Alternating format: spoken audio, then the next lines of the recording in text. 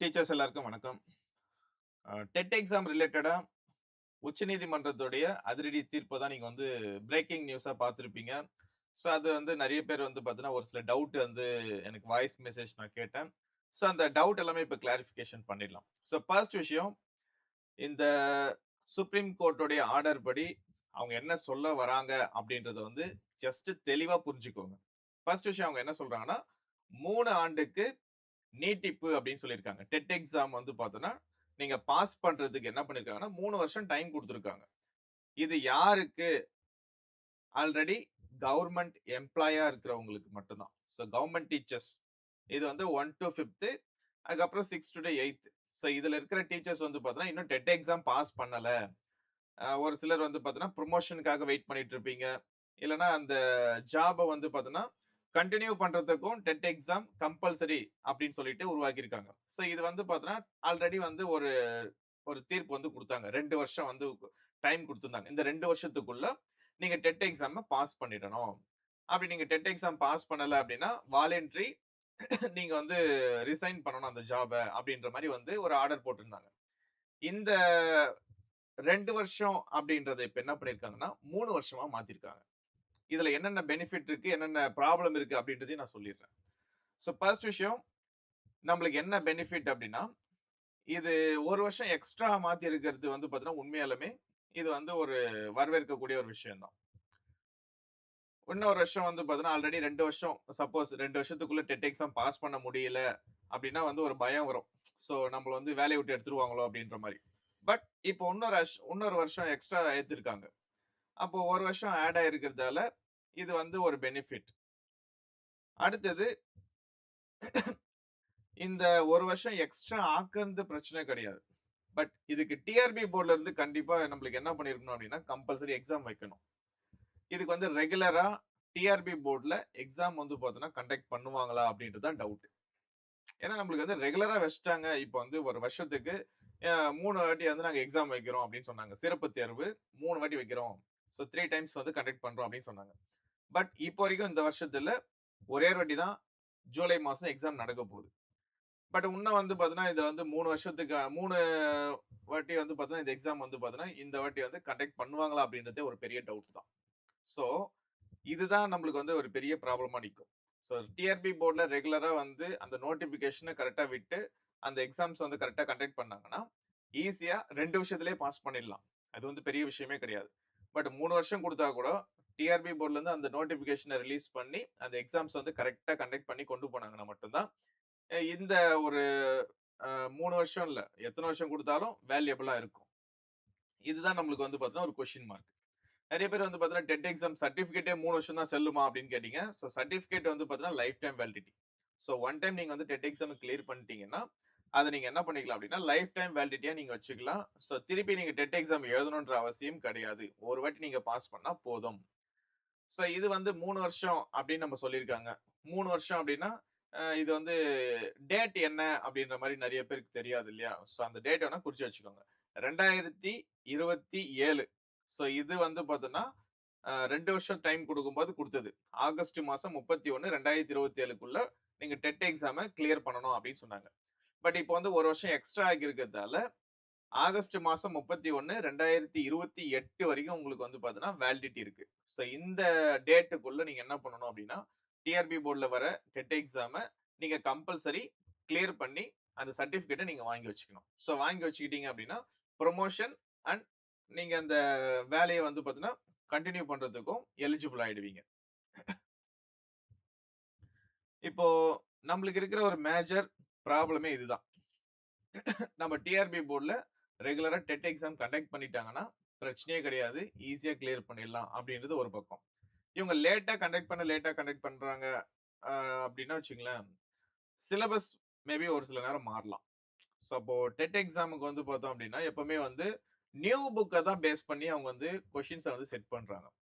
இப்போ for example அ புது book வந்து இப்ப வந்து சேஞ்ச் ஆகுது அப்படின்னு சொல்லிட்டு இருக்காங்க. ஸோ அது எப்போ சேஞ்ச் ஆகுது அப்படின்னு இன்னும் வந்து பார்த்தீங்கன்னா, எக்ஸாக்ட்டா தெரியல. சப்போஸ் நியூ சிலபஸ் புக் எல்லாம் மாறிடுச்சு. இப்போ வந்து 6 டூ 10த் புக் எல்லாம் வந்து பார்த்தீங்கன்னா, எப்போ வந்து மாத்துறாங்களோ, அந்த மாரியான டெட் எக்ஸாம் நீங்க எழுதும்போது கண்டிப்பா நீங்க என்ன பண்ண வேண்டியது இருக்குன்னா, ஆல்ரெடி இப்ப பழைய புக்கும் படிக்கிற மாரி இருக்கும். புது புக் என்ன ரிலீஸ் பண்ணியிருக்காங்களோ, அதையும் சேர்த்து படிக்கிற மாரி ஆயிடும். அது ஒரு பெரிய பர்டன் ஆயிடும். ஏன்னா ஆல்ரெடி கவர்ன்மென்ட் டீச்சர்ஸ்க்கு வேலை நெறைய இருக்கும். அடிஷனலா இந்த புக்க படி, அந்த புக்க படி, எல்லாத்தையும் உட்காந்து படி அப்படின்னு சொன்னாக்கா, அது ஒரு பெரிய ஒரு பர்டனா போய் நிக்கும். அப்போ இந்த பர்டன்ல இருந்து நீங்க தப்பிக்கணும். நம்பளுக்கு வந்து இந்த மாரியான ஒரு சில ப்ராப்ளத்துல போய் நாங்க நிக்கக்கூடாது அப்படின்னு நீங்க நெனச்சீங்கன்னா, டெட் எக்ஸாம் எப்போ திருப்பி அடுத்த எக்ஸாம் கண்டக்ட் பண்ணுவாங்க அப்படின்றது தெரியாது. அதுக்காக நம்ம வெயிட் பண்ணணுமா அப்படின்னு நீங்க யோசிச்சீங்கன்னா, ஒரே ஒரு விஷயம் மட்டும் நீங்க வந்து மைண்ட் செட்க்கு வந்துருங்க. கம்மிங் ஜூலை. சோ இதுல வந்து பாத்தீங்கன்னா, ஒரு எக்ஸாம் வந்து கண்டக்ட் பண்ண போறாங்க. ஆல்ரெடி நீங்க நெறைய பேர் அப்ளை பண்ணி முடிச்சிருப்பீங்க. சோ அந்த எக்ஸாமுக்கு பெர்ஃபெக்ட்டா ஒரு பிளான் பண்ணி படிக்க ஆரம்பிச்சுருங்க. ஏன்னா நம்ம வந்து அப்கமிங் எக்ஸாமுக்கு நம்ம வந்து பார்த்தோம்னா, நம்ம வந்து வெயிட் பண்ணிட்டு இருக்கிறத விட, இருக்கிற சான்ஸஸ் அவ்வளோதான். இப்போதைக்கு ஜூலை மாசம் எக்ஸாமா? இப்போ பார்த்தா கூட இன்னும் 1 மாசம் இருக்கா? இந்த 1 மாசத்துல நம்ம என்ன பிளான் பண்ண முடியும்? ஏதோ ஒண்ணு. நீங்க எப்படி ஒண்ணு கிளாஸ் போய் படிப்பீங்களோ, இல்ல நீங்க செல்ஃபா படிப்பீங்களோ, இல்ல டைம் வந்து எக்ஸ்ட்ரா இன்கிரீஸ் பண்ணி படிப்பீங்களோ, இல்ல என்ன மாரியான புக்ஸு, மெட்டீரியல் நீங்க எத ரெஃபர் பண்ணுவீங்களோ. ஆனா என்னன்னா, எதுவா இருந்தாலும் ஒரே டைம்ல பாஸ் பண்ணிடணும். அத வந்து மெயினா வந்து கோலா வச்சுக்கிட்டு, வர ஜூலை மாசமே நீங்க என்ன பண்ணுங்க அப்டின்னா, இந்த 75 மார்க் எடுக்கிறதுக்கு என்ன என்ன நம்ப வந்து பண்ணணுமோ, அத நீங்க தெளிவா பண்ணி, பாஸ் பண்ணிட்டு போயிருங்க. அதுதான் பெஸ்ட்டு. அவங்க 3 வருஷம் குடுத்தாலும் பரவால்ல, 4 வருஷம் குடுத்தாலும் பரவால்ல, இல்ல 2 வருஷம் குடுத்தாலும் பரவால்ல. நம்மளுக்கு அத பத்தி கவலை இல்ல. நான் வர டெட் எக்ஸாம், லாஸ்ட் எக்ஸாம் நான் எழுதப் போறேன். கிளியர் பண்ணிட்டு, என்னுடைய சர்டிபிகேட்ட நான் கவர்ன்மெண்ட் கிட்ட ஹேண்ட் ஓவர் பண்ணிடுவேன். அப்டின்ற மாரி இருந்துட்டீங்கன்னா, பிரச்சனையே கிடையாது. முடிஞ்சு போச்சு. ஸோ, ஈஸியா கிளியர் பண்றதுக்கு நான் வேணா உங்களுக்கு வந்து ஒரு ஐடியா குடுக்கணும் அப்டின்னா, டைம் வந்து கொஞ்சம் இன்கிரீஸ் பண்ணுங்க. ஃபர்ஸ்ட் விஷயம். நீங்க ரெகுலரா நீங்க வந்து படிக்கிறீங்களா இல்லையான்னு எனக்கு தெரியல. ரெகுலரா வந்து பார்த்தீங்கன்னா, நீங்க வந்து ஒரு டைம் வந்து நீங்க ஃபிக்ஸ் பண்ணியிருப்பீங்க. 3 மணி நேரமோ, இல்ல 4 மணி நேரமோ. அத நீங்க என்ன பண்ணுங்க அப்டின்னா, அடிஷனலா இன்னும் ஒரு 1 மணி நேரம், 2 மணி நேரம் எக்ஸ்ட்ரா மாத்துங்க. அடுத்தது previous year question paper compulsory நீங்க ரெஃபர் பண்ணிடணும். ஸோ ப்ரீவியஸ் இயர் கொஸ்டின் பேப்பர நீங்க என்ன பண்ணுங்கன்னா, எல்லா அ சப்ஜெக்ட்டுக்கும் நீங்க வாங்கி வச்சு நீங்க படிங்க. ப்ரீவியஸ் இயர் கொஸ்டின் பேப்பர் 1 கையில இருந்தாலே, ஆல்மோஸ்ட் நீங்க வந்து பார்த்தீங்கன்னா, ஒரு 70% நீங்க பாஸ் மார்க் எடுத்த மாரி தான். நம்மளுக்கு இன்னும் வந்து பார்த்தீங்கன்னா, ஒரு 30% மட்டும் தான் நீங்க எக்ஸஸா நீங்க படிக்க போறீங்க. அவ்வளோதான். ஸோ 2 விஷயம் தான். 1 previous year question paper compulsory நீங்க வந்து ரெஃபர் பண்ணுங்க. நீங்க டெட் பேப்பர் 1 இருங்க, பேப்பர் 2 இருங்க. அத பத்தி பிரச்சனையே கிடையாது. ப்ரீவியஸ் இயர் கொஸ்டின் பேப்பர் எக்ஸாக்ட்டா 2022, 23, 25 ஸோ இந்த இயர்ல வந்த கொஸ்டின்ஸ் பேப்பர் மட்டும் ரெஃபர் பண்ணுங்க. ஏன்னா இதுக்கு முன்னாடி நடந்ததெல்லாம் old question paper. New questions paper மட்டும் ரெஃபர் பண்ணுங்க. அடுத்ததா நீங்க வந்து பண்ண வேண்டியது, எதனா உங்களுக்கு புடிச்ச ஒரு 3 சப்ஜெக்ட்ட சூஸ் பண்ணுங்க. அதுல தமிழ், இங்கிலீஷ் கம்பல்சரி ஆக்கிடுங்க. தமிழ், இங்கிலீஷ் மார்க் உங்களுக்கு குறைஞ்சிச்சு அப்டின்னா, டெட் எக்ஸாம் குவாலிஃபைட் ஆகுறது ஒரு பெரிய ஒரு கொஸ்டின் மார்க் ஆயிடும். ஸோ லாங்குவேஜ்ல நீங்க கம்பல்சரி வந்து பார்த்தீங்கன்னா, ஒரு 25 மார்க் எடுக்கிற அளவுக்கு உங்கள வந்து பார்த்தீங்கன்னா, தரம் உயர்த்திக்கோங்க. அதுக்கு கூட அடிஷனலா ஒரே ஒரு சப்ஜெக்ட் நீங்க சூஸ் பண்ணிக்கோங்க. உங்களுக்கு புடிச்சதா. அது மேத்ஸா இருக்கலாம், இல்ல சோசியல் சயன்ஸா இருக்கலாம். அ அவ்வளோதான். வேற எந்த சப்ஜெக்ட் இருக்காது. இல்ல இவிஎஸ்ஸோ, இல்ல சயன்ஸு, இல்ல சைக்காலஜி. ஸோ இதுல ஏதோ ஒரு சப்ஜெக்ட் வந்து பார்த்தீங்கன்னா, அடிஷனலா அந்த சூஸ் பண்ற சப்ஜெக்ட்ல நீங்க கம்பல்சரி ஒரு 20 மார்க் எடுக்கணும். ஏன்னா நான் சூஸ் பண்றது ஓகே. இப்ப நான் சயன்ஸ் நான் சூஸ் பண்ணிக்கிட்டேன் அப்டின்னா, சயன்ஸ்ல நீங்க வந்து 30க்கு 20 மார்க் எடுக்கணும். அப்டி எடுத்தீங்கன்னா மட்டும் தான், இத வந்து குவாலிஃபைட் ஆக முடியும். எனக்கு புடிக்கும், இல்ல எனக்கு வரும், வராது அப்டின்ற மாரி ஏதோ ஒரு சப்ஜெக்ட் சூஸ் பண்ணிக்கலாம் அப்டின்ட்டுலாம் கிடையாது. ஒரு சப்ஜெக்ட்ட சூஸ் பண்றோம் அப்டின்னா, அதுல வந்து நம்ம வந்து ஒரு வெல் டேலண்டடா ஆகிடணும். அப்டி இருந்தீங்கன்னா ஈஸி. 2டே 2 விஷயம் தான். 3 சப்ஜெக்ட் சூஸ் பண்ணுங்க.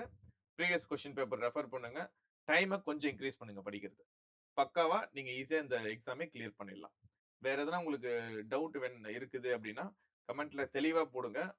நான் கண்டிப்பா உங்களுக்கு அதுக்கான ஒரு சில டவுட் கிளாரிஃபிகேஷன நான் குடுக்குறேன். Thank you.